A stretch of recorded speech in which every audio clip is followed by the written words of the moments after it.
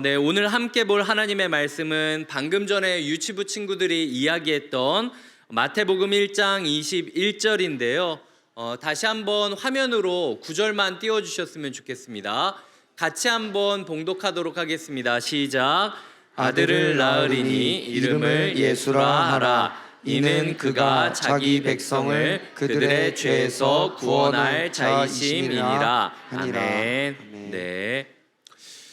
이 구절은 결혼식을 앞두고 있었던 요셉이라는 청년에게 갑자기 천사가 나타나서 전해주었던 말씀입니다. 우리의 삶에 문득 예기치 못한 시간에 하나님께서 말씀해 주실 때가 있어요. 하나님께서 어떤 말씀을 주시냐면 예수님이 이제 우리의 삶에 오실 거라고 이야기를 하십니다. 오늘 저는 4가지로 예수님을 마음에 모시는 사람들은 어떤 태도를 가지고 있어야 되는지를 이야기 드리겠습니다. 자, 첫 번째로는 예수님을 우리의 마음에 모신다라는 것은 소망으로 살아갈 용기를 가지며 살아간다라는 뜻이에요. 뭐라고요? 소망으로 살아갈 용기가 필요하다라는 거죠. 인생을 살다 보면 반드시 저항을 만나게 되는데 그 저항을 견디며 버티며 약속의 날이 올 것을 기다리는 과정이 필요하다라는 거예요. 오늘 본문 보시면 아들을 낳을 것이다 라고 이야기를 하는데요. 당시의 유대인들은 로마의 지배 안에 있었습니다. 그래서 메시아가 나타나서 우리를 구원해 주실 것을 기다리며 꿈꾸고 있는 중이었어요. 그런데 요셉이 생각하지 못했던 것은, 요셉이 생각했을 때는 어느 날 갑자기 누가 칼을 들고 마치 아더왕이 엑스칼리버를 빼가지고 사람들을 다 죽이면서 정복전쟁을 하듯이 갑자기 어떤 왕이 태어나서 내가 왕이니까 나를 따르라 라고 이야기를 하고 사람들이 한 번에 그걸 따르면 뚝딱하고 세상이 바뀔 거라고 생각을 하고 있었다라는 거죠. 근데 천사는 뭐라고 이야기를 하냐면 그게 아니라는 거예요. 아기로 온다는 겁니다. 네가 키워야 된다라는 거예요. 그 구원을 이루려면, 너희의 인생의 문제를 해결하려면 어느 날 갑자기 뚝딱하고 해결되는 게 아니라 마치 부모가 아이를 키우는 것처럼 잠을 못 자는 일도 있고 속을 앓는 경험도 있고 밥을 굶는 경험도 있고 얘가 왜 이러는지 혼자서 눈물 흘리는 경험도 있고 그런 과정이 필요하다라는 이야기를 하나님께서 천사를 통해서 이야기하고 있다라는 겁니다. 특별히 요셉에게 있어서 아기를 키운다라는 것은요, 그냥 모두의 축복을 받으면서 키우는 일은 아니었습니다.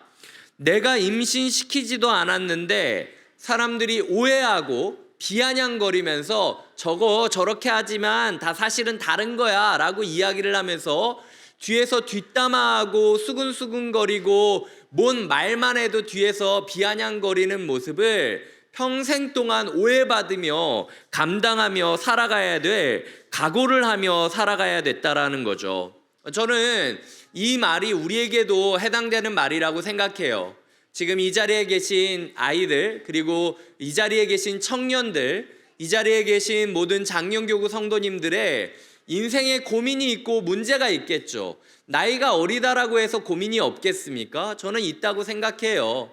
근데 중요한 건 그 고민이 스위치 누르도 뚝딱하고 해결되는 게 아니라 어떤 과정이 필요하다라는 거예요. 아무도 알아주지 않고 모든 사람들이 내가 아무리 이야기를 해도 오해할 수밖에 없는 상황에 있다 할지어도 그것을 소망으로 하나 붙잡고 견뎌가면서 버텨가는 삶이 필요하다라는 거죠. 이걸 기독교에서는 소망이라는 단어를 쓰고 있습니다. 요셉은 현실의 문제를 뚝딱하고 해결하는 게 아니라 소망으로 풀어가야 되는 그런 도전을 받고 있었다라는 것이죠. 두 번째로는 가치를 발견해내는 지혜가 필요했습니다. 뭐라고요? 가치를 발견해내는 지혜. 자, 구원은 평범한 얼굴로 다가왔다라는 겁니다. 이름을 예수라 하라 라고 이야기를 하는데요, 당시 1세기 유대인들에게 있어서 예수라는 이름은요 너무나도 익숙한 이름이었습니다.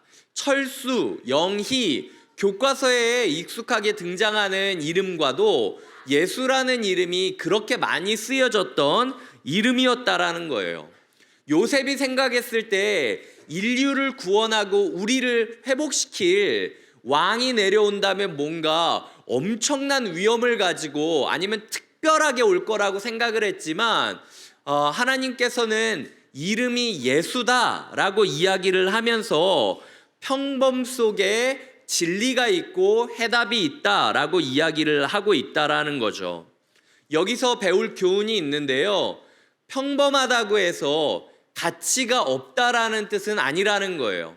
우리 삶의 1년을 돌아보면서 내가 평범하게 살았기 때문에 내 삶은 가치 없다라고 느껴지는 분이 계시다면 그게 아니라고, 오히려 예수님도 평범한 이름을 달고 오셨고 평범 속에서 진짜 빛나는 가치를 발견하신 게 예수님의 이름이다라고 이야기를 하고 싶다라는 거죠.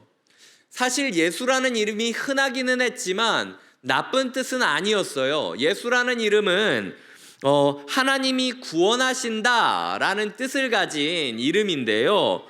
여호수아라고 불리는 말의 그리스어식 표현이었습니다. 여호수아라는 이름은 구약 성경에 4번 나와요. 근데 4번 중에 2번은 그냥 스쳐 지나가는 사람이기 때문에 단서가 없고 나머지 좀 유명한 사람 여호수아라는 이름이 2명 나오는데 혹시 누군지 기억하시나요? 첫 번째는 모세의 후계자이자 약속의 완성자가 되어 정복 전쟁을 지휘할 여호수아라는 사람이 있었다라는 거죠. 그러니까 이름을 예수라 하라라고 이야기를 했을 때 요셉이 생각했을 이미지가 무엇인가? 요셉이 생각했을 이미지는 구약 시대부터 끊임없이 예언되어 왔던 그 구원자, 그 구원 사역을 마지막으로 이루실 마지막 정복 전쟁을 하실 우리의 지휘관이 바로 이 아이가 될 거다라고 예언한 것이구나. 그리고 이 아이가 자라면 우리의 정복 전쟁이 드디어 끝이 날게 될 것이다 라는 힌트를 얻게 되었다라는 뜻이죠. 2번째로 잊혀진 여호수아라는 이름이 있는데요. 그 사람은 스룹바벨과 동시대 인물인 대제사장이라는 사람입니다. 근데 성경을 보면 여호와의 성전을 건축하는 사람이 될 것이다 라고 이야기를 하고 있어요. 제가 스가랴 6장 11절부터 13절까지를 띄워드릴 테니까 한번 같이 읽어주시겠습니까? 시작.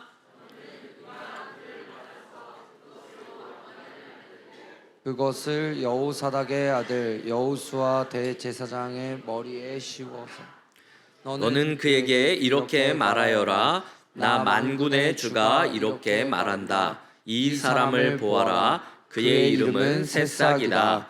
그가 제자리에서 새싹처럼 돋아나서 주의 성전을 지을 것이다. 그가 주의 성전을 지을 것이며 위엄을 갖추고 왕좌에 앉아서 다스릴 것이다. 한 제사장이 그 왕자 곁에 설 것이며 이 2 사람이 평화롭게 조화를 이루며 함께 일할 것이다. 아멘. 자, 여기서도 보면은 만약 예수라 하라라고 이야기를 했을 때 혹시 그 모세의 후계자 여호수아뿐만 아니라 스룹바벨 시대 때 대제사장이었던 여호수아를 얘기하는 건가라고 생각을 했다면 바른 생각이라는 거죠. 아까 읽었던 본문에 보면은 11절에 면류관을 여호사닥의 아들 여호수아의 머리에 씌워야 된다. 그러니까 대제사장이면서 왕인 존재가 있을 것이다 라고 이야기를 하고 있는 거죠. 그가 처음에는 새싹이 땅에서 올라오듯 정말로 연약한 모습, 미미한 모습으로 있겠지만 결국은 그 새싹으로부터 주의 성전이 지어질 것이다 라고 이야기를 하고 있어요. 근데 요한복음을 보면 예수님이 어디에서 사역을 시작하시죠? 성전에서 사역을 시작하시면서 성전을 허물어 봐라, 내가 사흘 만에 다시 짓겠다라고 이야기를 하고 계시거든요. 그러니까 그 예수 그리스도의 사역이 이미 예수 그리스도가 태어나기 전부터 예언되었다라는 사실을 이야기 드리고 싶은 겁니다. 그래서 왕이자 제사장인 존재로서 예수님이 이 땅 가운데 메시아의 사역을 시작하실 것임을 드러내고 있다라는 것이죠. 이렇게 보면 사실 예수라는 이름은요, 그냥 제법 괜찮은 정도가 아니라 이름으로부터 벌써 뭘 해야 하는지 알려주는, 이 아이가 어떤 길을 걸을지 알려주는 역할을 주는 힌트라고 할 수 있습니다. 하지만 예수라는 이름이 너무 흔했기 때문에 예수의 고향집 사람들이나 친구들은 예수야 30년 동안 불러가면서도 이 아이를 통해서, 새싹 같은 이 아이를 통해서 하나님이 어떤 일을 행하실 것이라는지 짐작도 하지 못하고 있었다라는 게 문제라는 거예요. 그렇기 때문에 오늘 말씀을 통하여 예수님이 우리에게 주시는 두 번째 교훈은, 우리의 삶에 예수님이 온다라는 건 갑자기 뭔가 하늘에서 빛이 내리고 짠하고 바뀌는 일이기보다는 어쩌면 오랫동안 평범하게 일상을 보내면서 그 안에서 찬란하게 빛나는 가치들을 발견하고 발굴하고 함께 취하는 것이 바로 우리에게 주시는 교훈이라는 것이죠. 우리 인생에 고민이나 걱정이 있는 분이 있으십니까?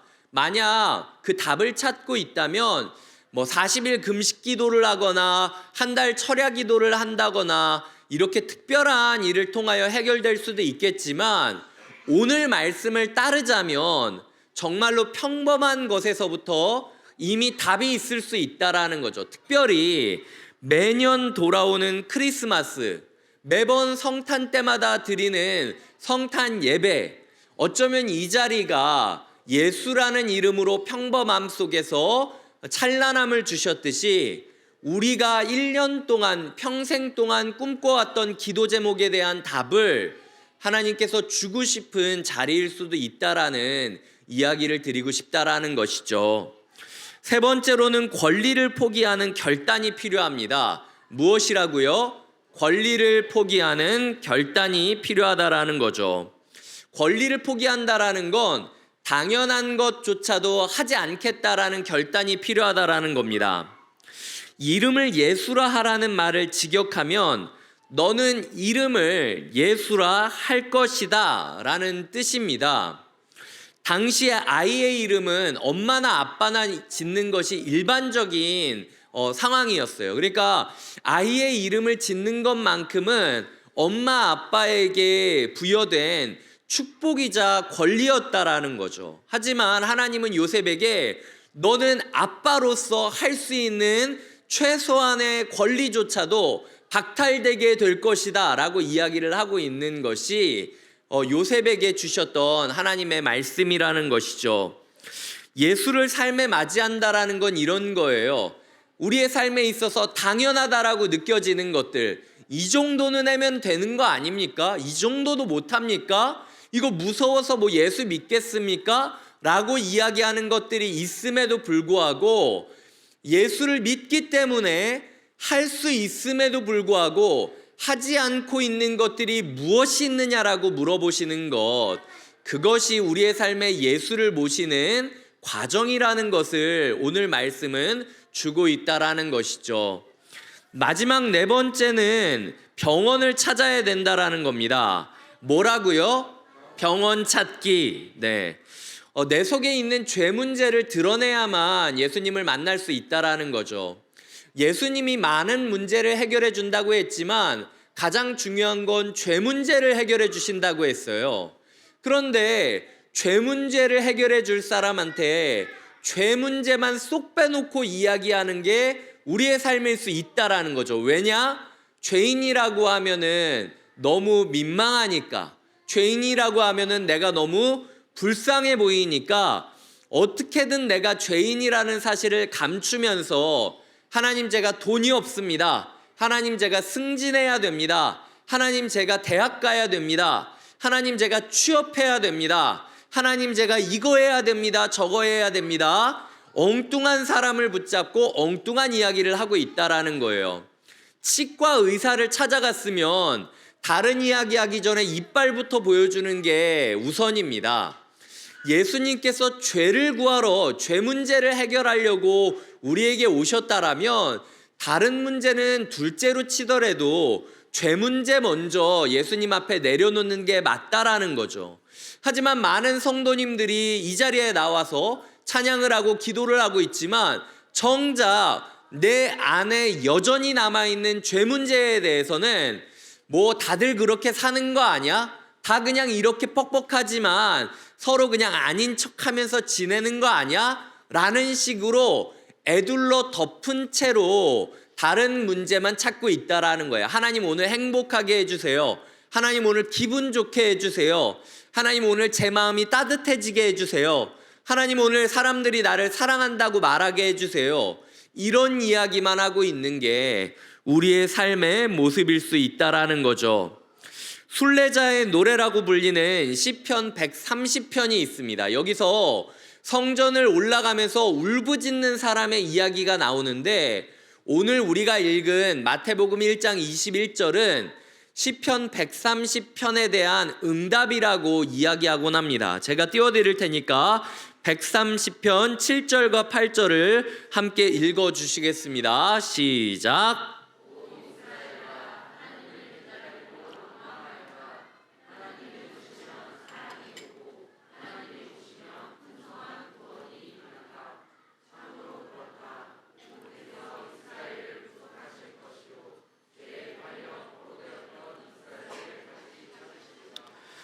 자, 예수님은 바로 이 구절을 응답하러 오셨다라고 지금 마태복음 1장 21절에서 얘기하고 있다는 거예요. 기다리고 기다리고 울부짖고 울부짖고 고통 속에서 답을 찾던 자들에게 세상과 우리 마음에서 죄를 걷어낸다면 이게 대통령이 바뀐다고 되는 것도 아니고 우리가 돈이 많아진다고 되는 것도 아니고 좋은 집에 산다고 되는 것이 아니라 죄가 해결되면 반드시 행복할 수 있다라고 이야기하는 것이 오늘 말씀이 주는 응답이라는 것이죠. 하나님이 오시면 사랑이 올 것이다. 하나님이 오시면 풍성한 구원이 올 것이다. 그래서 오늘 말씀은 얘기하는 거죠. 이제 예수님이 오셨으니 우리의 인생에 진정한 사랑이 올 것이고 이제 예수님이 오셨으니 풍성한 구원이 반드시 임할 것이다 라고 말씀하고 있는 겁니다. 이것이 요셉이 받은 약속과 축복이라는 거죠. 이제 말씀을 매듭짓겠습니다. 요셉에게 오신 천사는 요셉의 인생에 예수 그리스도가 있을 것이다 라고 얘기를 하면서 예수가 임한 삶이 네 가지의 모습을 갖게 됨을 말하고 있어요. 첫 번째는 저항 속에서 소망하는 것이며 두 번째는 평범 속에서 가치를 발견하는 것이고 세 번째는 당연한 것도 기꺼이 포기하는 것이고 네 번째는 우리가 죄인임을 솔직히 인정하는 것이 예수 그리스도를 삶에 모신다라는 의미라는 것이죠. 이게 성탄을 맞이하는 우리의 모습이 되어야 됩니다. 다시 한번 이야기 드리겠습니다. 저항 속에서 소망하는 것이며 평범 속에서 가치를 발견하는 것이고 당연한 것도 기꺼이 포기하는 것이며 죄인임을 솔직히 인정하는 것, 이것이 우리가 성탄 예배를 드리며 하나님께서 예수 그리스도라는 분을 우리에게 주시며 당부하고 계시는 삶의 모습임을 기억하셨으면 좋겠습니다. 이제 요셉은 어둡고 힘든 길을 걸어가게 됩니다. 요셉이 길의 끝을 발견하고 죽은 게 아니에요. 요셉은 예수가 사역을 시작하기 전에 세상을 떠나게 됩니다. 우리가 인생을 살아가며 인생의 터널을 다 지나지 못하고 세상을 떠나게 될 수도 있다. 우리는 요셉을 통해서 알 수 있다라는 거죠. 하지만 그럼에도 불구하고 요셉은 이 말씀을 붙잡고 날마다 터널 같았던 인생을 걸어갔고 어느 순간 자기는 죽어 없어졌어도 자신을 통하여 뿌려졌던 믿음의 씨앗이 온 세상을 구원하는 것을 천국에서 볼 수 있게 되었습니다. 우리의 2023년도가 터널 같았고 2024년도가 여전히 터널 같다 할지라도 그럼에도 불구하고 예수 그리스도라는 씨앗이, 새싹이 반드시 성전을 짓고 나라를 회복할 것임을 믿으며 성탄을 기다리고 성탄을 갈망하고 성탄을 감사하는 시간 되시길 주님의 이름으로 축복드립니다.